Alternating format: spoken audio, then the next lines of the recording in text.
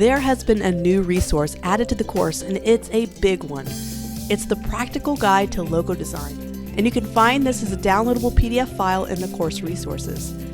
This resource contains over 100 pages of helpful content that goes into further detail about logo design theory, logo types, logo categories, logo classifications, the history of logo design styles, design process, concept development, client interactions, sketching, branding, and more.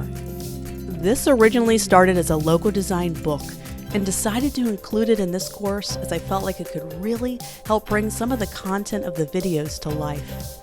Please do not miss out on this valuable resource.